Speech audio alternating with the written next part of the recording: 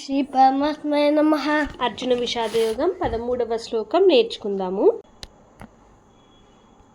తతః శంఖాశ్చ భేర్యశ్చ పనవానక గోముఖాః సహసైవాభ్యః అన్యంత సశబ్దస్తు మూలోభవత్. దుర్యోధనుడి మనసులో ఉన్న భయాన్ని గమనించి భీష్మ పితామహుడు శంఖాన్ని పూరించి యుద్ధానికి మనం ఇంకా రెడీ అని చెప్పారు కదా నిన్న. ఆ తరువాత ప్రతొక్కరు కౌరవ సైన్యంలో ఉన్న ప్రతొక్కరు కూడా శంఖములు, ఢోళ్ళు, ఢంకాలు, భేరీలు మరియు కొమ్ము వాయిద్యములను ఒక్కసారిగా మోగించినారు. మరియు వాటన్నిటినీ కలిసిన శబ్దం చాలా భయానకంగా కూడా మారింది. చూడండి, యుద్ధానికి భీష్ముడి యొక్క గొప్ప ఉత్సాహాన్ని గమనించిన కౌరవ సైన్యం కూడా చాలా ఉత్సాహవంతులై రణగొణ ధ్వని చేశారు. పణవ అంటే ఢంకాలు, ఆనక అంటే డోళ్ళు, ఢంకాలు, మరియు గోముఖ అంటే కొమ్ము వాయిద్యములు. ఇవన్నీ కూడా వాద్య పరికరములే అన్నమాట. మరియు వీటన్నిటికీ ఒక్కుమ్మడి శబ్దం చాలా మిక్కిలి కోలాహలాన్ని కలుగచేసింది. అర్జున విషాదయోగం 14వ శ్లోకం.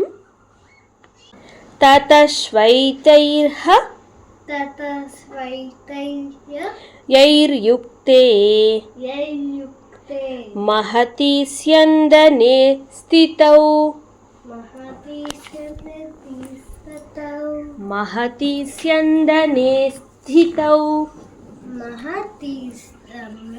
సంధ్యనే స్థితౌ మాధవః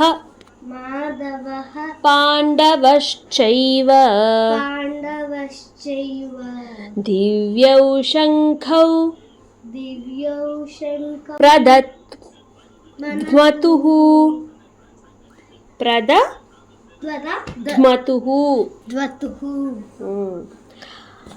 అలా కౌరవ సైన్యం అంతా కూడా ఢంకాలు, ఢోలు మోగించిన తరువాత కౌరవ సైన్యం పక్షం నుండి వచ్చిన ధ్వని సద్దుమణిగిన తరువాత శ్రీకృష్ణ పరమాత్మ మరియు అర్జునుడు అద్భుతమైన రథంలో కూర్చొని ఉండి భయరహితులై తమ తమ శంఖములను శక్తివంతంగా పూరించారు.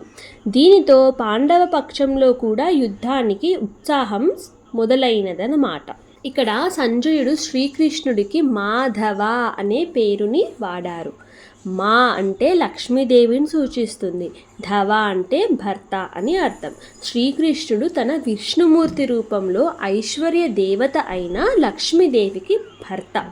సౌభాగ్య దేవత యొక్క అనుగ్రహం పాండవుల పక్షాన ఉన్నదని, వారు త్వరలో యుద్ధంలో విజయులై తమ రాజ్యాన్ని తిరిగి పొందుతారు అని ఈ యొక్క శ్లోకం మనకి సూచిస్తుంది, మనకి ఇండైరెక్ట్గా హింటిస్తుందన్నమాట. పాండవులు అంటే పాండురాజు కుమారులు అని, 5గురు అన్నదమ్ముల్లో ఎవరినైనా పాండవ అని సంబోధించవచ్చు. ఇక్కడ ఈ పదం అర్జునుడికి వాడబడుతున్నది. అతను కూర్చున్న అద్భుతమైన రథం అతనికి అగ్నిదేవుడి నుంచి ప్రసాదించబడినది. 15వ శ్లోకం. పాంచజన్యం ఋషికేశో దేవదత్తం ధనంజయః పౌఢ్రం దద్మౌ మహాశంఖం భీమకర్మా వృకోదరః. శ్రీకృష్ణుడికి వాడబడిన హృషికేశ అన్న పదం ఆయన మనస్సు మరియు ఇంద్రియములకు అధిపతి అని ఈ యొక్క శ్లోకం సూచిస్తుంది. శ్రీకృష్ణుడు తన యొక్క మరియు అందరి యొక్క మనసులో ఇంద్రియములకు సర్వోన్నత అధిపతి. తన అద్భుతమైన లీలలను ఈ యొక్క భూలోకంలో ప్రదర్శించేటప్పుడు కూడా తన మనస్సు ఇంద్రియములపై శ్రీకృష్ణుడికి పూర్తి స్థాయిలో ఆధిపత్యం ఉంటుంది అని అర్థం. జై శ్రీమన్నారాయణ.